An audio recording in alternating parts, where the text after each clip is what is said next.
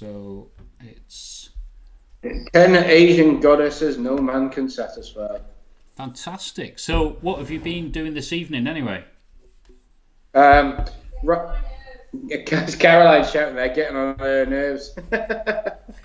um, Nothing. I've been doing dishes. I've been brushing floors. I've been putting dishes away.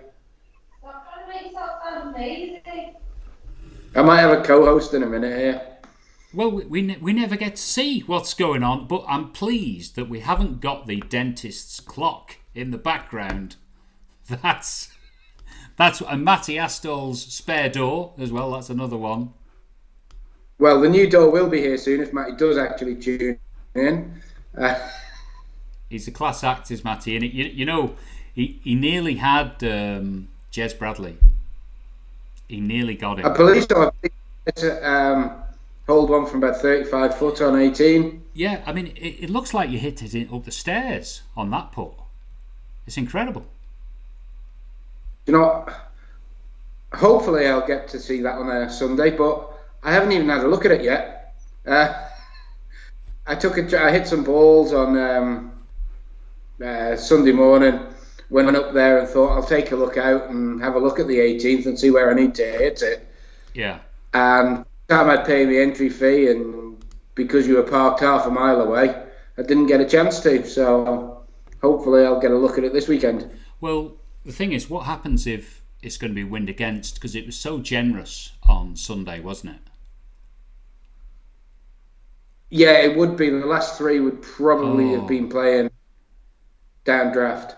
It was, and really, I did see some games that went to the wire, and I'm not mentioning any names, but it was reducing players, good players with experience, to absolute jelly, because they know they're on the last hole, and there was some absolute chaos going on, not just from the tee, but efforts to lay up and then skinning it on the downhill lie into the gully and what have you. So I think the advice is to just smash it with a full shot. Whatever's happening, just hit it with a full shot. Don't try and baby it, down into the safety zone, as we say. So yeah, I will have a look at it. So right then, we might as well kick off. Just need to check out who's viewing us. So I've just put it on my Facebook feed. Have you got access to that, Richie? Are you dialed in now? I'll put it on the Twitter and just share it now. You've got the Liverpool game on in the background. Just tell us what's going on for us mere mortals on the Liverpool front. Is it the Jordan Henderson's going to be 4-1 up? Really? Yeah. All right. Yeah, 4-1 up against Chelsea. Oh, crikey! We're beating the boys 4-1. No bother. Crikey! Oh well, I like to look at the other end of the table. I'm quite a fan of Villa, and they managed to just eke out a result, didn't they, last night? Yeah, I've got brother-in-law, Nigel. He's a massive Villa fan. Goes every year. He was at Wembley last year for the playoff final. Yeah. And you know what? The past month, since pretty much we were nailed on for the title, I've probably had more of a close eye on the Villa scores, purely for my brother-in-law and the interest and the lifelong support he's had on Villa, and hopefully they stay up. Yes. I do enjoy that. Anyway, look, we've got some viewers tuning in from around the Isle of Man, and who knows, maybe beyond. So before we get into the Championship, should we talk about Monday night Scratch League? And go for it. Start. Some adventures there. You guys went to Port St Mary, ably hosted by Chad. We had a week off. It was our week, which was a good week to have off after Sunday, because I honestly think some of the results this week, Jed, some of the games and everything are driven by the fact most people were up for playing Castletown Championship Sunday. Whether you won, whether you lost, some people really weren't, I don't think, into going again on the Monday night. The Port, Castletown, 3-3. Good result for the Port, that. Wow. Really good result for the Port. Standouts in that. King Patrick beating Jez, vice-captain. Reserve parking space man. Good win that for King Pat. Graham Roger beating Sevi. Funny one there, Graham beat Skilly 2 weeks ago. Got tamed by Anna Appeal away last week. And then he's gone back home and he's given Sevi 5 and 4. A bit up and down form there. Shaker Perwick beating Kerf. Kerf wasn't in good fettle after his Sunday outing against Simon. But yeah, good win for Barnsley. That Campbell taking care of Horn.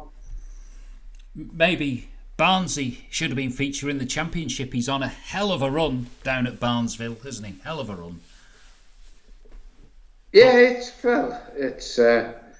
he's always good down there. Captain as well, obviously background again, and good supporter of the club. So the Shaker Perwick always does well down there. Massive game down at where were we? Down at Rowney, Mount Murray. Run through them there. Yes. Well, we're all set to be coasting into a comfortable 4th place, which we accept was going to be an away game at Mount Murray if we reach the semi-finals. But we had an absentee. We had a few results going against us.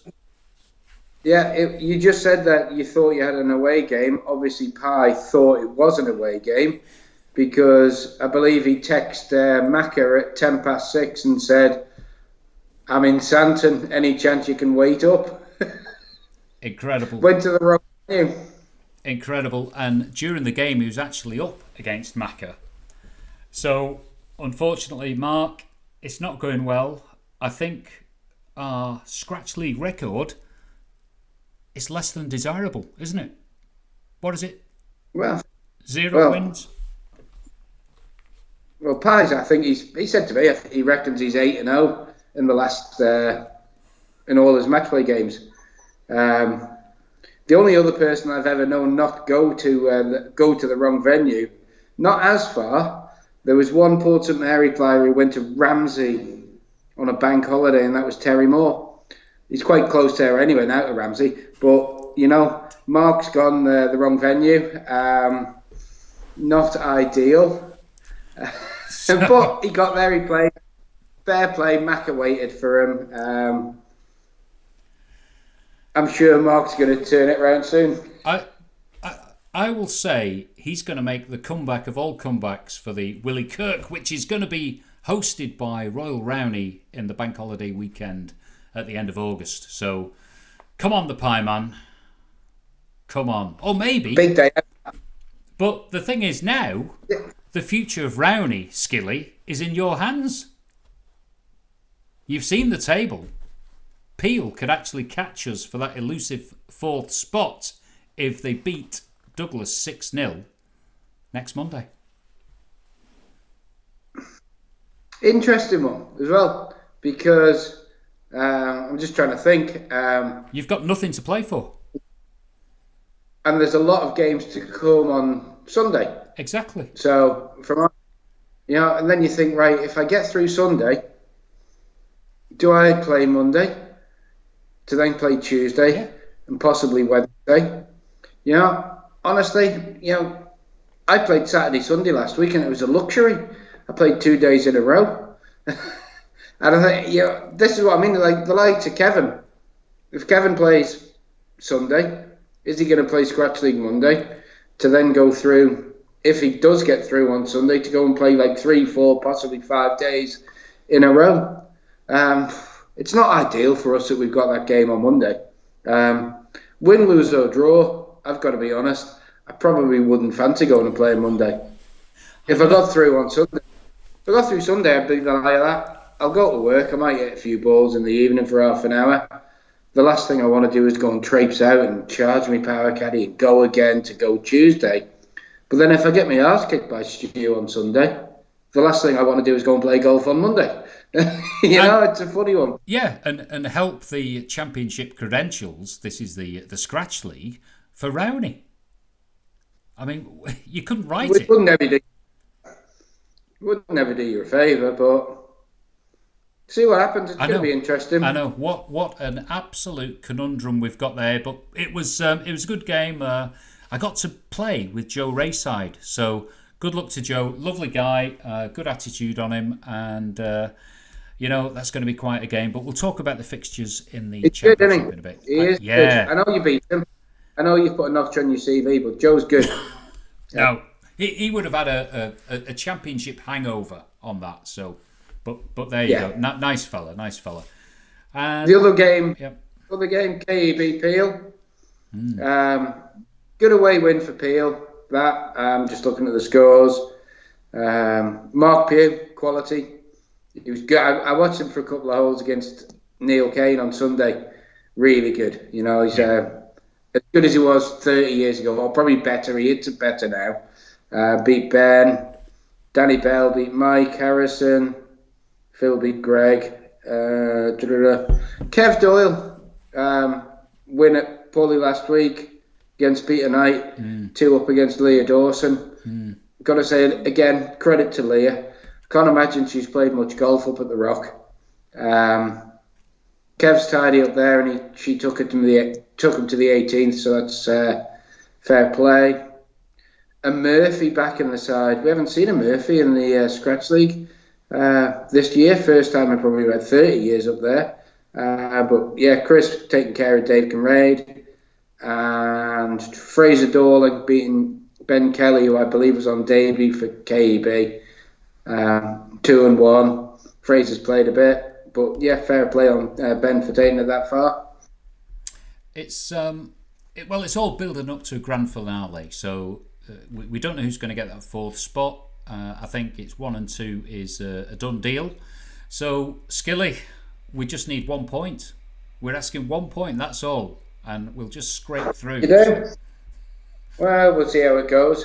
But leading on, leading on, I have to put my glasses on to read the official. I like this because an official statement every week. Official statement from the KEB captain. Another tough outing for our KEB, hosting a strong Peel side. A 4-2 loss isn't what we were hoping for, but we were missing Craig as he had an after-school detention. John Mack and Jeff Skilly were due a rest. However, the positives are another victory for Kev Doyle in the running for the number 1 spot at Castletown next week. A narrow defeat to Fraser Dorling for Dave to Ben. Congrats to Robbie Noon on the Douglas Club Championship, and you've got absolutely no chance in the championship, Skilly. So yeah, official statement number 3. Poetic, we like that. More involvement. Please make your comments in the comment box on YouTube and on Twitch. So I think it's time to move to the draw on Sunday. I mean, we can't really talk too much. We haven't got that much time, but I'll just quickly probe your thoughts. What was it like playing in the championship just gone? Brilliant. I think I've said this to a few people. I think I played my first one when I was 14 or 15 years old. It's 32, 33 years ago.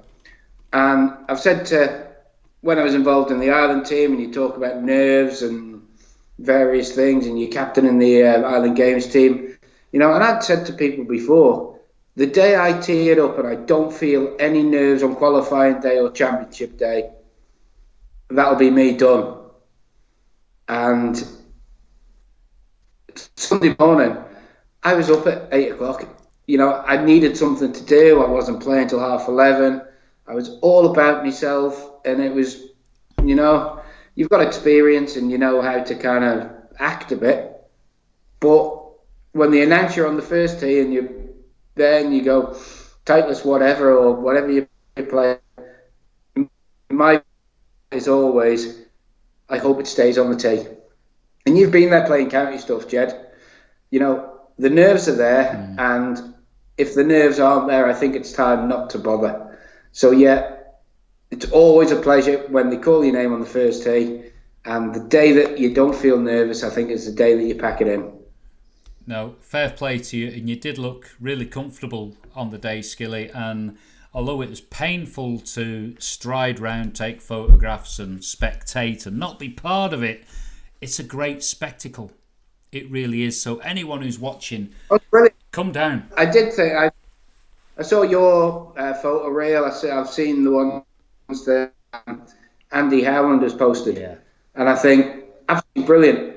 And I think, you know, to have a couple of people out there. It was a funny thing. One thing I thought was strange after my game had finished is you used to go into the championship and watching match play, say Tuesday, Wednesday night, and you're always looking for somebody to say the score. You know, Ged Power against Richard Skillicorn, Ged is 6 up.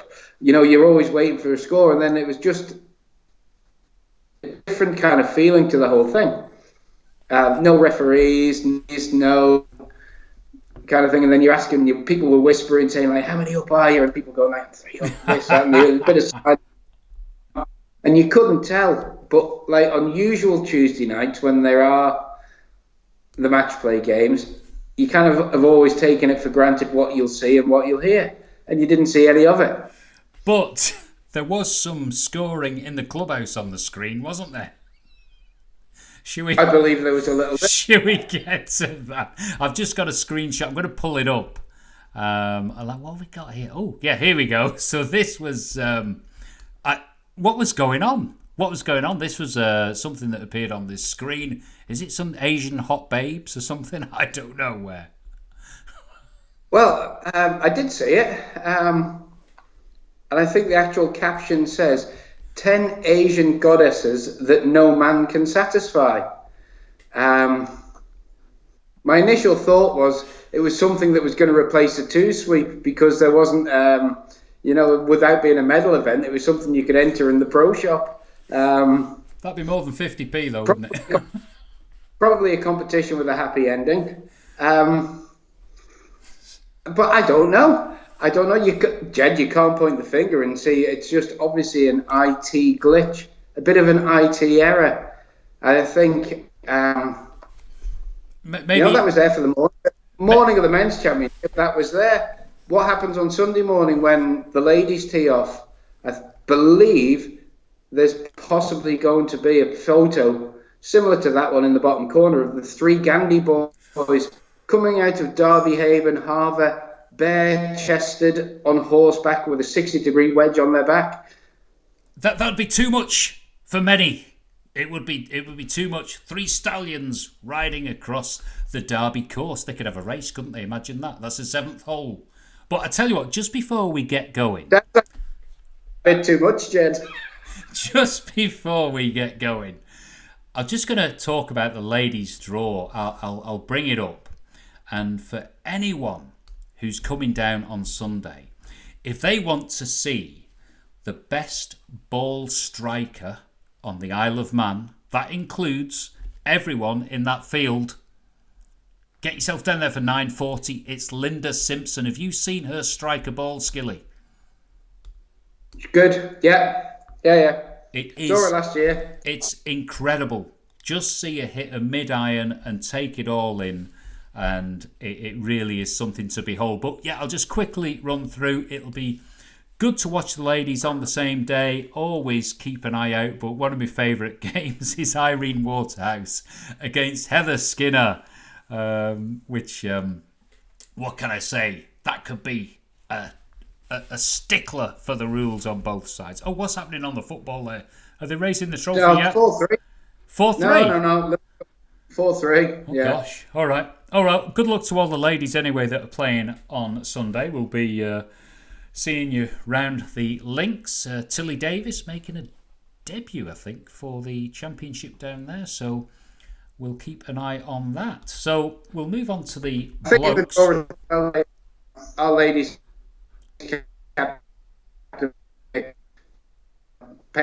year Got to thank Joe for being down there on all day Sunday last week. So every single one of us go out, as well as our Mikey Allison, who was down as well. But best of luck to Joe. Yeah, no, it's good luck to everyone involved. And Shirley Price got a hole in one, didn't she? Did you see that? That popped on the old social media this week on the 8th at Castletown. I did. I was ignoring because I still haven't had one. Hole in ones don't count. Oh. Well, okay. Chris Hell No, where was it at? It's on the 8th. On the 8th.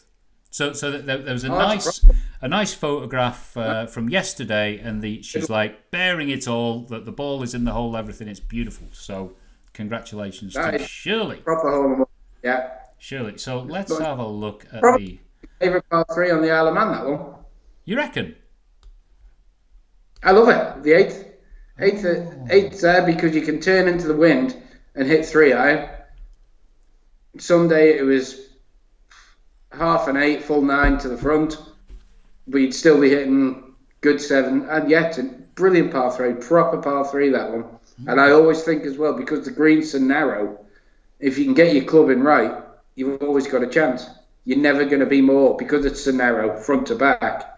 You're never going to be more than 15 feet away if you're in the radius of the flag. Yeah.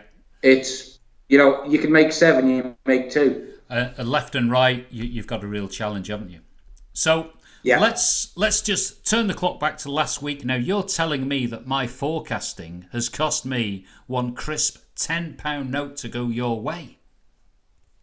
1,000 of the Queen's pence to me. We'll roll it over. And you get first pick on the next set of games. Right, I've got the fixtures on screen so our viewers can see. So 10 o'clock, we have Tom Doyle against Simon Murray of Castletown.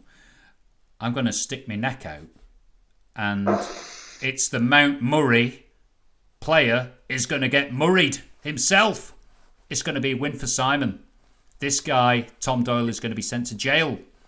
Mount Murray, I don't know, Castletown, it's going to be Simon all day long. Okay, fair enough. 10 past 10, tough one for me this, because they two of my best golf mates.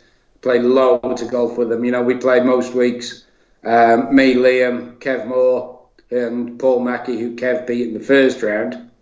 So Kev's now on the second of the regular 4-ball. Real tough one as well, because I run the risk of not that I ever mind offending people.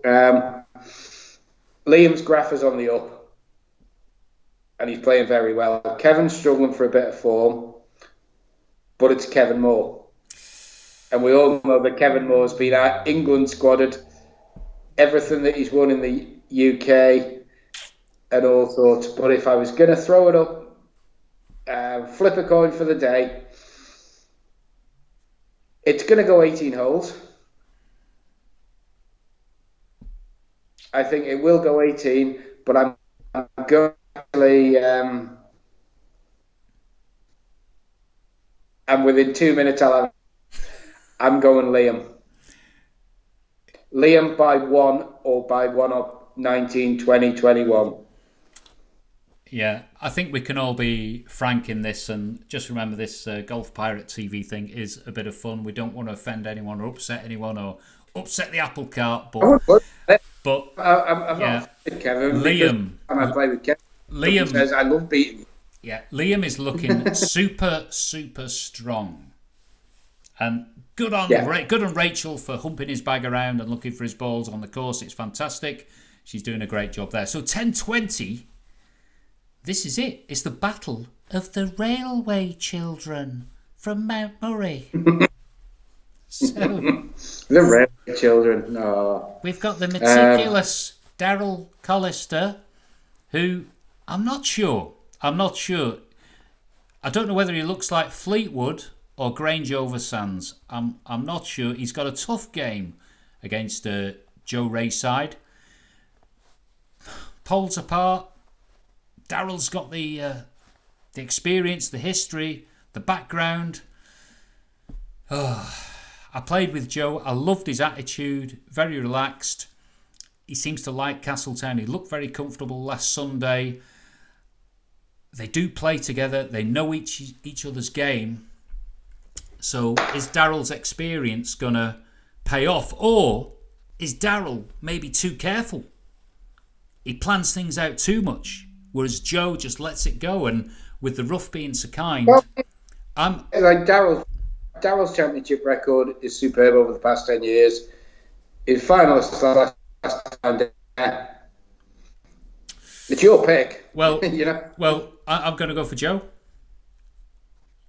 I saw enough on Monday night. I saw a great player, and I just think unless Daryl lets rip, he won't be able to keep up. Ged, it's not like Conkers.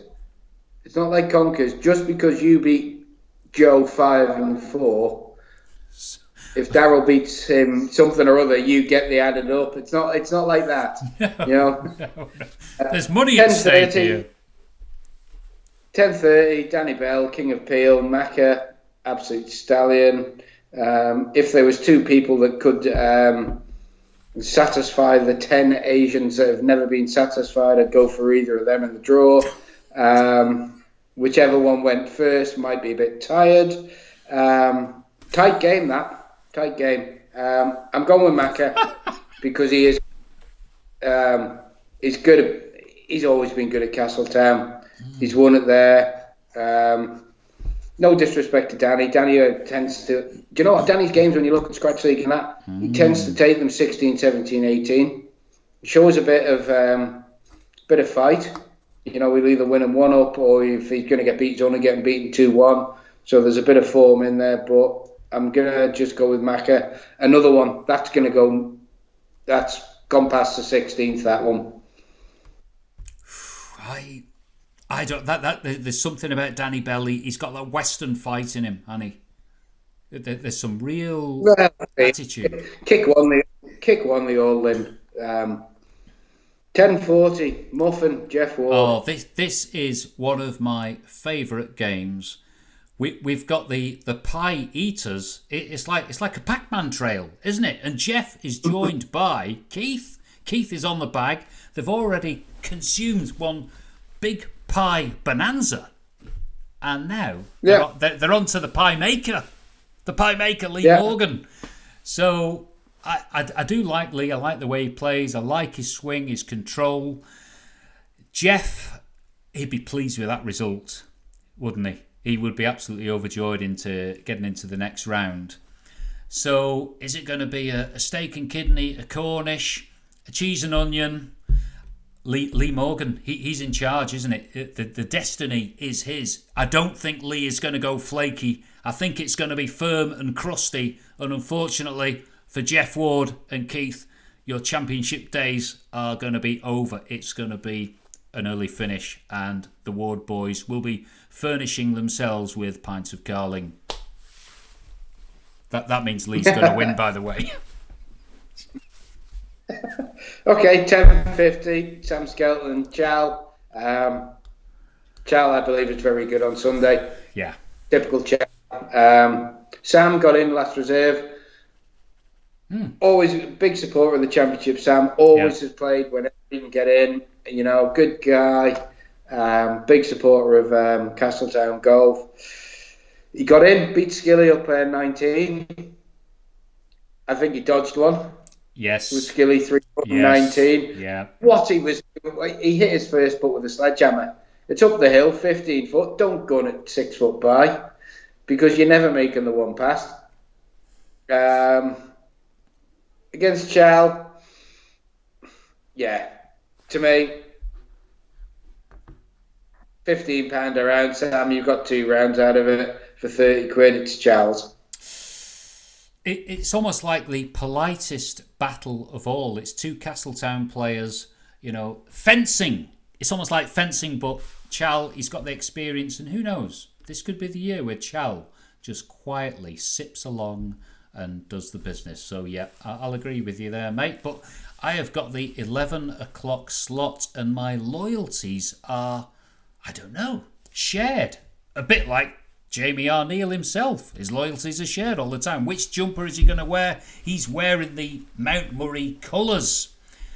Now, I spoke to Steve Boyd after the game on Sunday, and he reckoned that Jamie is absolutely sledging it off the tee. He's looking super strong, and he's turning those big holes in Mount Murray into like pitch and putt. So, yeah, I'll agree with you. I had a chat with Boyder afterwards, and Stephen, and he just kind of looked at me and he went, he hits it quite a way, doesn't he? And it's just brilliant. And I'd seen them. We were coming back down. We were on 8. Those boys were on 7, coming behind us. And you kind of had a look back and you think, "Ooh, there's not many putting it 60 past Boyder." Yeah. And you go, yeah. And Stephen just kind of said, he went, I was good. He was good. He pounds it. From when you're looking over your shoulder and waiting on tees, those boys were behind it. I saw Jamie hit it close 2, 3, 4 times. But I'm like, you're not close like 15 foot. I'm talking close 6 to 8 foot. Yeah. You know, he hit it 6 foot up 10. He'd hit it 3 foot on 9. You know, he was tight on 7. You know, he'd pound one down 6, which was difficult off that back tee that nobody had ever seen. And you just think, yeah, he's a handful. You know, if your driving's that good, yeah, it makes it a different challenge. Boyd is honest, and would keep anybody honest down there. But yeah. But the thing is, he's gone well so far, and Mike is coming into form, and Mike is a clever golfer. He's very astute. Always has been. Names on the trophy. I'm not seeing this game being a whitewash for Jamie Arneal. I'm seeing this game. You know what? I'm seeing this game going to the 18th hole. Yeah, maybe. But the problem there, Mike's problem's always been Mike. Oh, I'll probably hit it like shit and get beaten by the 15th. He's always been a bit maudlin about himself. Never. And it was only like when he kind of cracked that and he won it at Pulley, he was brilliant. But to this day, when I saw him on Sunday, he'd won 5 and 4 or whatever it was. Oh no, he didn't. He went to the 18th, didn't he? Yeah. And I saw him. He'd come out to watch, and he caught up with me on the 11th. I said, "How'd you get on?" "Oh yeah, I sneaked through 2 up." "All right, how'd you play?" Yeah. "Oh, I hit it terrible. I couldn't get the pace of the greens. I couldn't do this and the other." You know, typical Mike Ray, just like every negative in the book, but you've got through. Take the positives and go. Well, so, I'm going to go for the long shot here. No, I'm going to go for the long shot. It's my pick, and I'm going to go for the long shot, and Mike Ray is going to win. Okay. You're doubling your debt. The Blade versus Robert Braid. And I think if anybody ever wants a view of retro Pringles and pleated trousers, that is the game to go and watch. Because there'll probably be a polar, if there's half a breeze on, there'll be a polar neck as well. You know, it's just going to be incredible. The Blade, good win for the Blade against young Craig Aston. Robert, I thought would get past Gripper on Graham Cryer. And if Graham does see this, Robert was very, very complimentary about him. And I know I said about Graham being less than 4 years into golf, and he's gone from 19 point something to getting in that this week.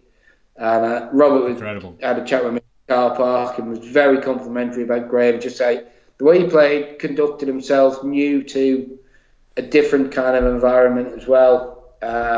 So like big feather in the cap for Gripper. He'll be good for Castletown Golf Club. You know, lovely lad. Robert's experience to me, and the fact that he can keep it within 180-degree radius, unlike Blade at times, yeah, I'm going for Bob. Yeah, Pete Sampras all the way, I think, on that one. So 11:20, we've got vice captain of Castletown, Jez Bradley, who managed to just steal it against Matty Astor. The Wolf of Wall Street against magnificent Uncle Chad. Uncle Chad. And I'm just going to put that photograph up. I don't know whether you saw it. And it's with Chad and Patrick just having a bit of a laugh. Yeah. That was just Brilliant. pure Port St Mary. There it was. Yeah. Pure Port St Mary. Yeah. Lovely to see. What made me laugh is like we were one of the last games out, and when we were finished and I wandered back in, they looked like they had a bit of a thirsty table going on. Good. We love those guys. A lovely partisan attitude, but I think the Port St Mary dream could be over, and I think Jez will do it. It could be something like 4-3. Sorry, Chad, but Jez, I played him in Scratch League the other week, and he's streaky. He could be there right at the end. Who knows? Yeah, puts well as you saw that against Matty. Yeah. 11:30. The defending Castletown champion against former champion. I don't know. That's interesting what to call this. It's a tough one. I love it. Two of my favourite people to play golf with for completely different reasons. Peter Glover's entertaining and he's ace fun to be with. John Cork is just Cork. Yeah. You know? Yeah. I don't know. I'm going to have to be, and it's no disrespect to I've got a few, Corky, superb.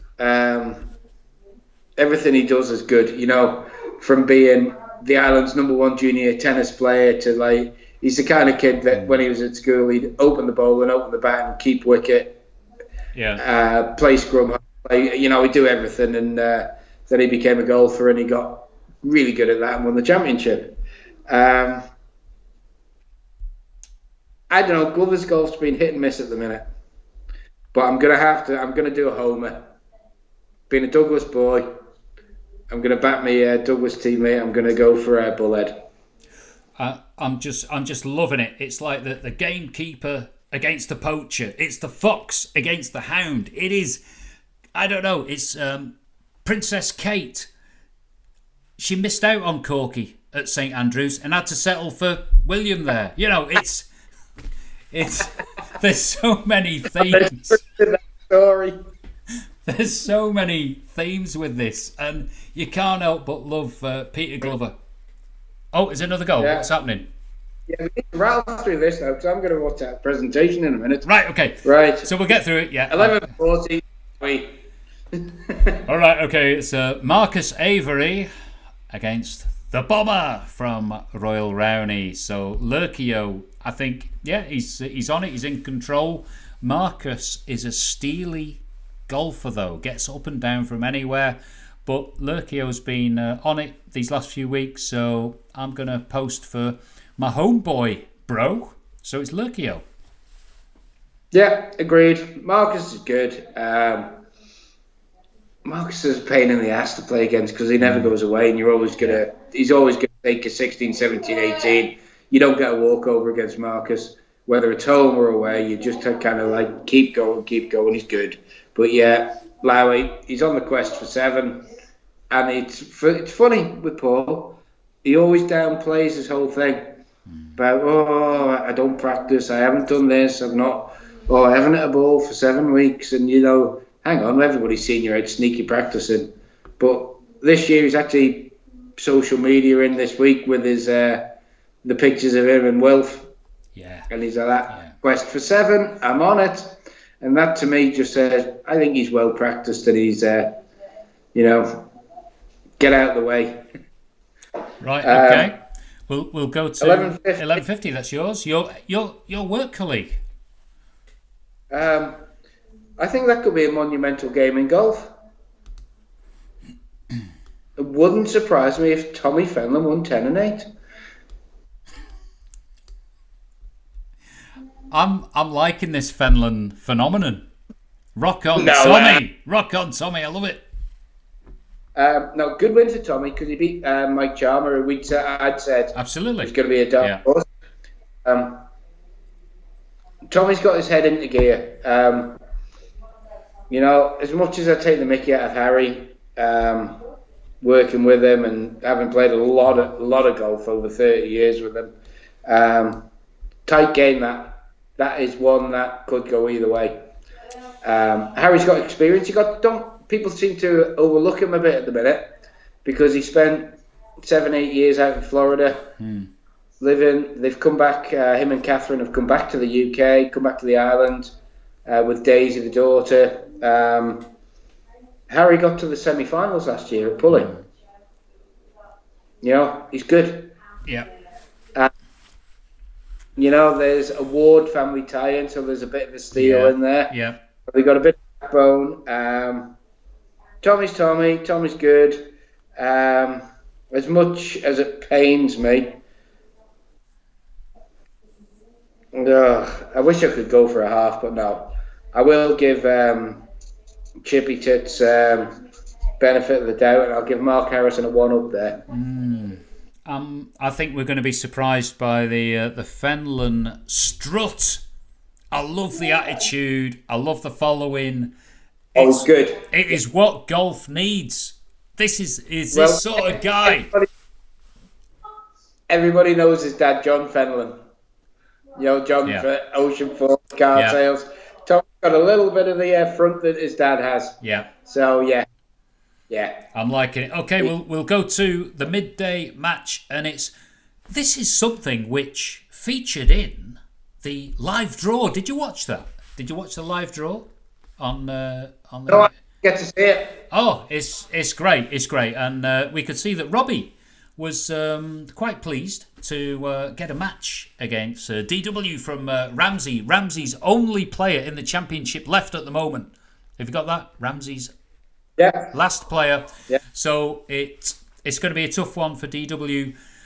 Robbie's on it. I've got to put a mark on Robbie's name. He's looking so strong. He's like bossing those wedges. So, yeah, I think it's going to go that way. 12-10, it's your shout, because I know this Jordan Henderson presentation is coming up very soon. Maybe you could watch it live. You know what? I'd never seen PJ play golf before, and I believe his game with Adam Tier, who I know well from Pulley, was close. And I watched 3 holes with them.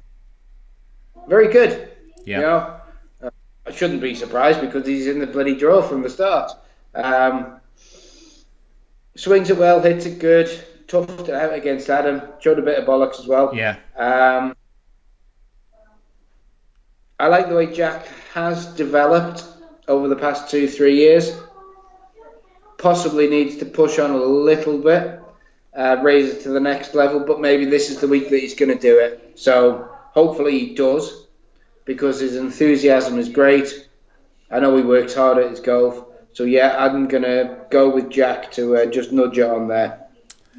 Roger, my turn next. It's 12-20, and it's Dickie Hume who managed to... I think both of them tried to lose it first. Him against Campbell went to the 18th. It was a real toughie, and it makes me think that anyone under pressure on that final fairway, it's going to be a horror story.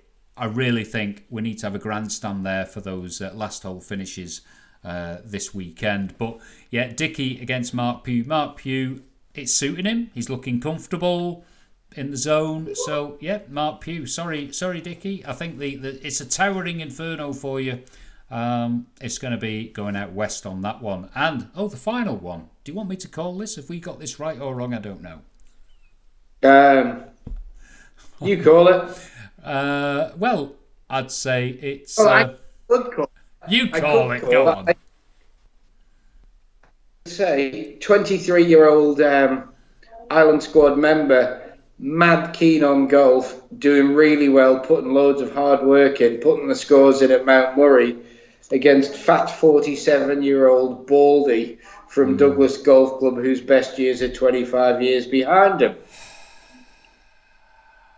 I know where you're coming from, but I was watching you. That was some lovely shots you played. You're looking very controlled, very succinct, confident. I'm thinking it's a game that's going to go right to the wire. I really do. Stuart Wallace is keen though, isn't he? He's keen. You can see it. You can almost taste it. Do you know what? I'll be honest with you, Jed. In due respect to Stu, essentially, I think it'll be a tight game. Yeah. And if it's more than 3 holes in it, whoever's on the other side of it hasn't played well. I'll tell you what, I'll call it. I'm going to call... What I was going to say there, Jed, is what I mean is Stuart's quality. He's mad into his golf. He practices like hell, and he's got a lot better over the past 2-3 years. If he plays well, he'll beat me. If I can play well, I could beat him. But if the score's more than 3 or 2-1, 3-2, one of us has had a bit of a shocker and somebody's got an easy ride. It's a tight one, that. You know? Let's see. You know, I'm looking forward to it. Let's see. I've kind of you've now thought, oh, probably better go and hit some balls. Let's see what direction the wind is going to be. If it's coming into the last 3 in your face, you could be there on the 18th fairway, and it's not going to be like a 9-iron that you had before. It could be something like a 4-5 hybrid, or maybe another driver for you, Rich. And I think Wallace may have you. So I'm just going to tick the box on that side. I'm sorry to say it, but I think youth will have its day. Anyway, look, I can see in the background, Jordan Henderson is getting revved up in front of that massive Liverpool Cop for the presentation of the Premiership final. And he's got the red cup. We have. So, right then. Reverting back to the 2 sweep advert, there is going to be a happy ending. Should we just put that on again? I can put it on the... Here it is in case you didn't see it. What is it? What's going on there? But thank you so much for whoever delivered that little gem for us to tickle our fancies on Sunday. Who knows what's going to happen this weekend? There could be bigger surprises. Maybe Jeff Ward will be the ultimate pie eater. That could be a big shock. So let's see. And I think it's time to wave goodbye and farewell. And we'll catch up again, eh? Take care, mate. Thanks a lot.